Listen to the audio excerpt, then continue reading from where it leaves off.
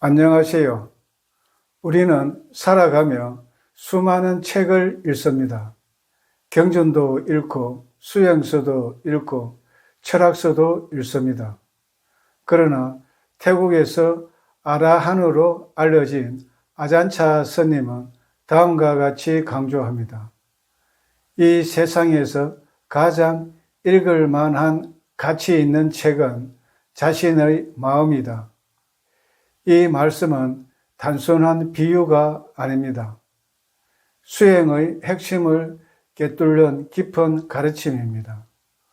오늘은 이 말씀을 중심으로 우리가 왜 마음을 읽어야 하는가, 마음을 읽지 않으면 어떻게 되는가, 마음을 어떻게 읽을 수 있는가, 그리고 마음을 읽으면 어떤 지혜가 피어나는지를 함께 살펴보겠습니다. 첫째, 우리는 왜 마음을 읽어야 하는가? 마음은 모든 고통과 행복의 근원입니다. 같은 상황에서도 어떤 사람은 평온하고 어떤 사람은 괴로워합니다. 그 차이는 외부가 아니라 마음의 반응에서 비롯되기 때문입니다. 우리의 마음은 하루에도 5만 가지 생각하고 감정이 일어나고 사라집니다. 기쁨, 슬픔, 분노, 질투, 욕망 등등 이 모든 것이 마음이라는 책의 페이지입니다. 즉, 마음은 끊임없이 움직이는 책이라고 할 수 있습니다. 이처럼 우리의 삶은 마음 따라 움직입니다. 마음을 읽는다는 것은 자기 자신을 이해하는 것입니다.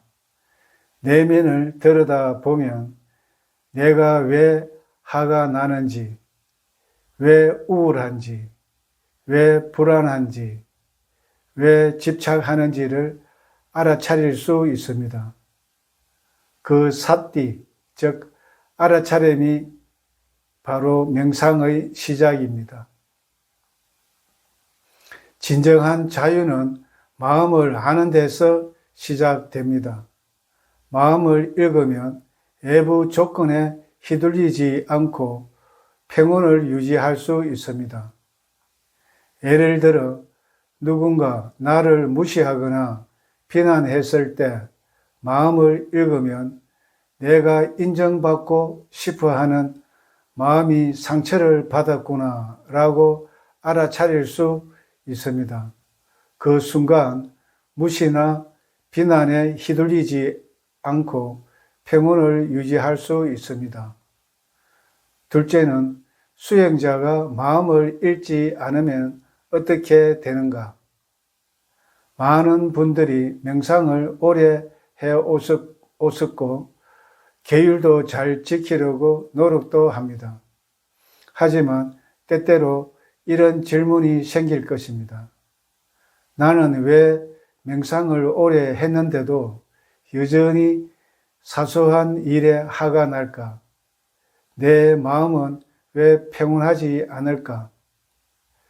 이 질문의 핵심이 바로 마음을 제대로 읽고 있는가입니다.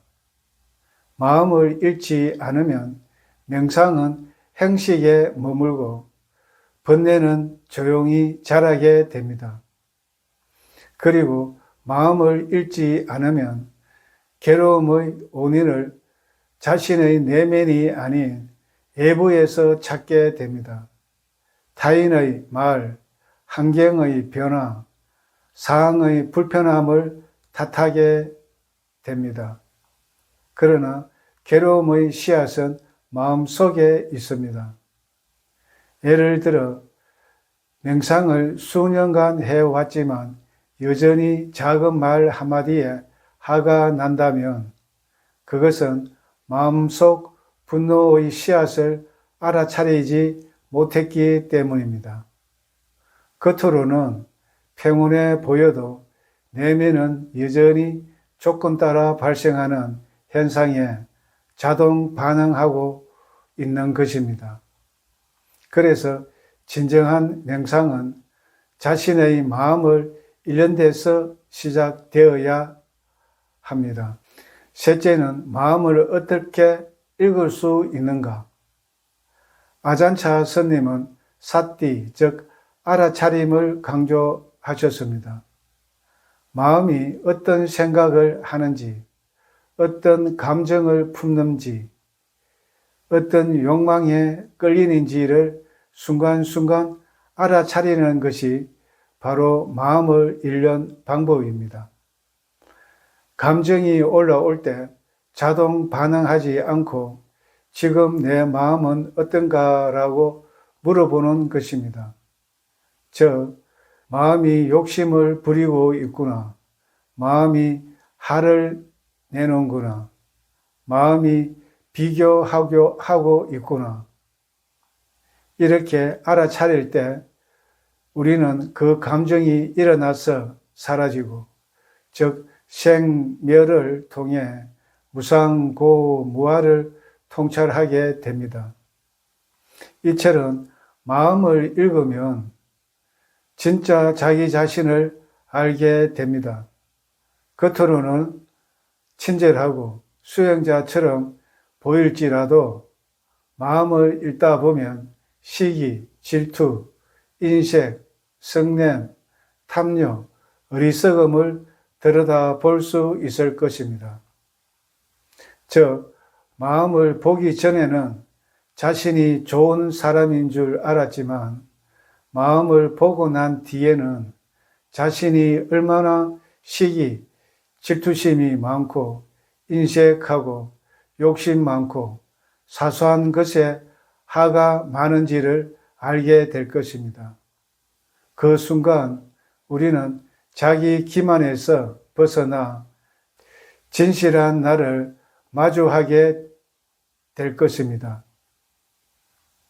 그러면 더 이상 마음의 속임수에 끌려가지 않는 상태가 될 것입니다. 그것이 명상의 진전입니다. 넷째는 마음을 읽으면 어떤 지혜가 생기는가? 마음을 읽는다는 것은 단순히 감정을 관찰하는 것을 넘어서 존재의 본질을 꿰뚫는 통찰로 이어집니다. 이 통찰은 다음과 같은 단계로 깊어집니다. 첫 번째 단계는 무상고무아의 통찰입니다. 마음을 지속적으로 관찰하면 존재의 본질을 꿰뚫는 세 가지 진리인 무상고무아를 직접 체험하게 될 것입니다. 다시 말해 마음을 읽으면 감정은 일시적이고 변한다는 통찰이 생깁니다. 기쁨도 슬픔도 지나가는 구름처럼 흘러간다는 것을 알게 됩니다. 또한 나라는 고정된 자아가 실체가 아니라는 것을 깨닫게 됩니다.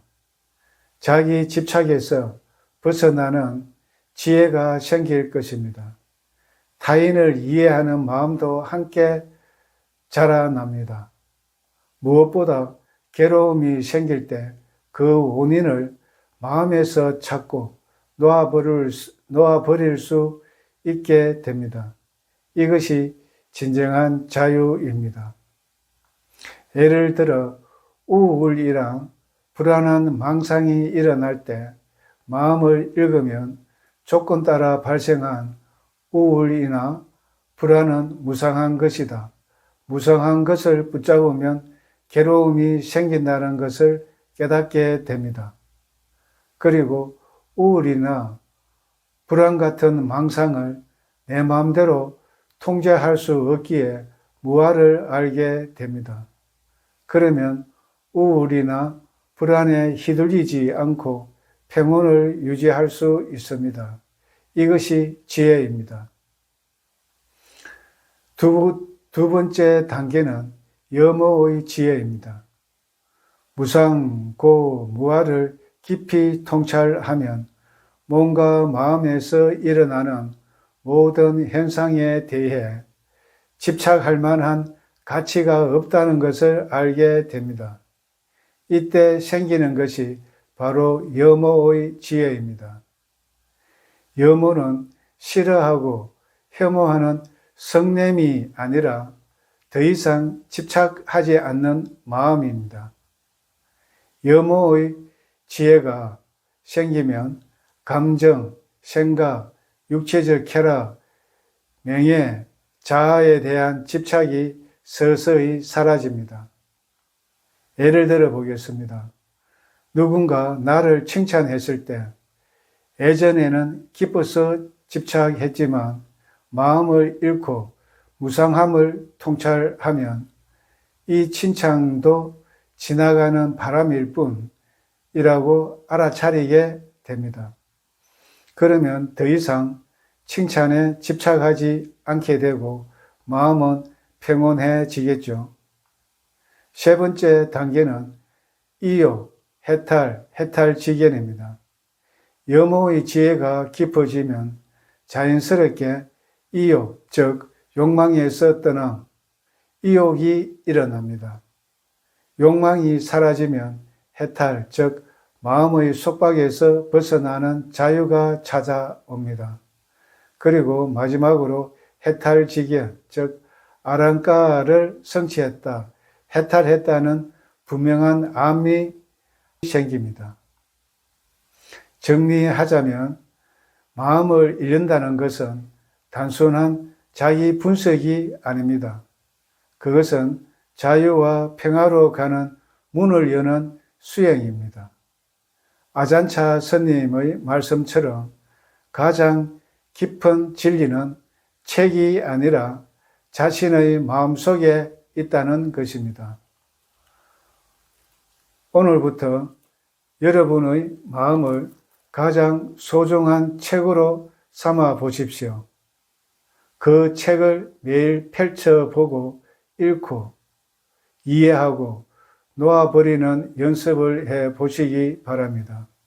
그 길 끝에는 분명히 지혜와 자비 그리고 평온이 기다리고 있을 것입니다. 모든 사람이 모든 고통에서 벗어나 건강하시고 행복하시기를 바랍니다. 다음 시간에 뵙겠습니다.